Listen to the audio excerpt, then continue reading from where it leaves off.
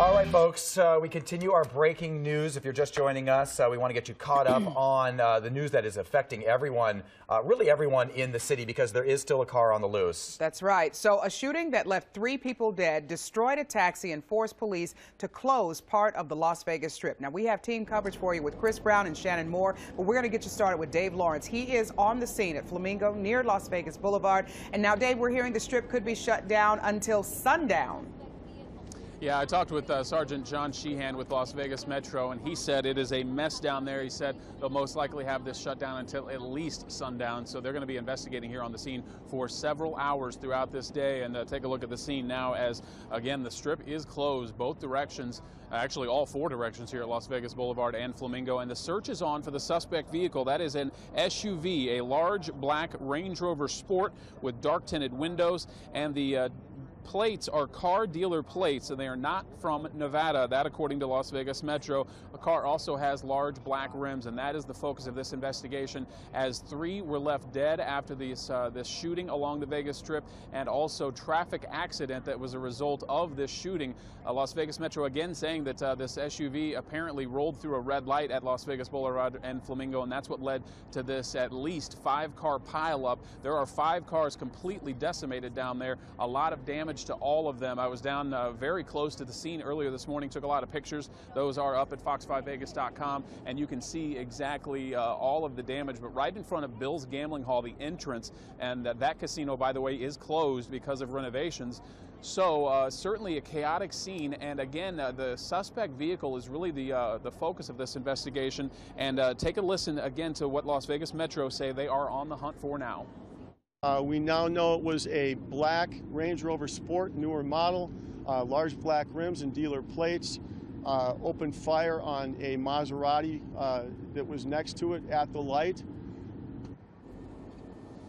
And the gunshots coming from that SUV were targeting a Maserati, apparently. And originally this was reported as a gun battle, but now Metro is saying that it may have been just gunshots coming from that SUV and for some reason targeting that Maserati. The driver of that vehicle is now dead. The passenger survived, and the other 2 deceased were in a cab that was part of a traffic accident after. The driver of that cab and 1 passenger died as a result of a car fire that was part of that accident right in front of Bill's Gambling Hall entrance there at that corner of Las Vegas Boulevard and Flamingo. So the search is on for that SUV now, and the investigation is going to take hours to interview all the witnesses and make sure they have the investigation right. So they're going to have the Strip closed for hours and hours, which is going to snarl traffic. So certainly a chaotic scene down here as the investigation continues. Guys, back to you. And Dave, safe to say that for any employees who are heading to work on the Las Vegas Strip, give yourself lots of extra time, because your parking is going to be crazy. You're not going to be able to enter from any of the normal areas.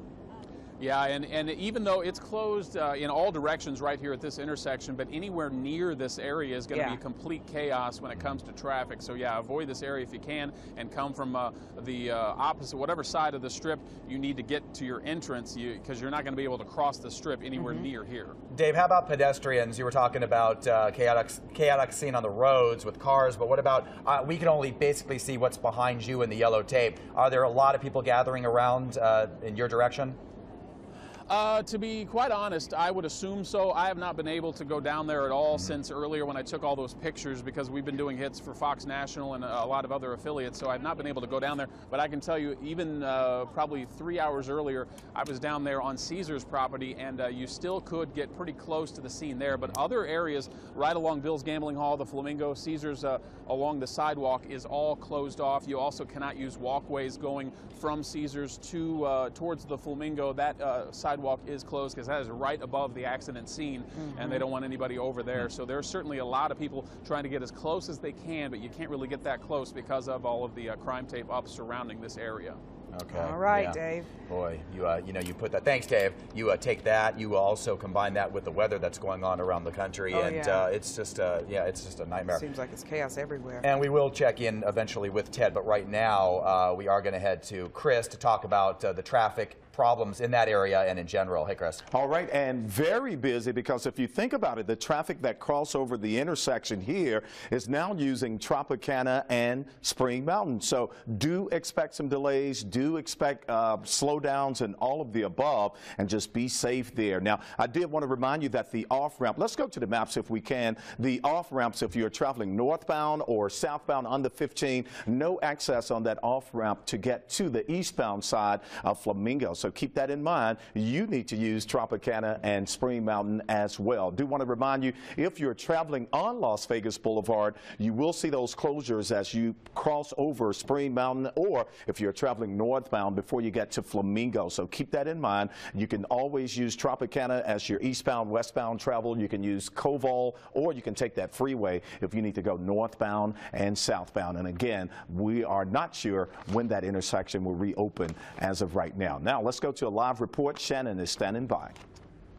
Yeah, good morning, Chris. Well, we just talked to UMC officials who confirmed 4 people were taken here. 3 have already been discharged. The status of the 4th is unknown. Several officers are out here, have gone inside, as well as a coroner's representative. When we arrived here about an hour ago, they had Rose Street blocked off and were only allowing employees with badges in. It seems now they have since reopened that street. Now, we spoke earlier with a man who was a witness to the accident. He was out there on the strip when this all went down and said he actually tried to pull the driver out of the Maserati. Listen to what he had to say.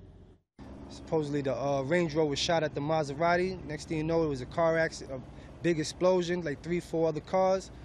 I ran over there to help the dude in the Maserati, pulled him out the Maserati and tried to give him some CPR. He was breathing at that time.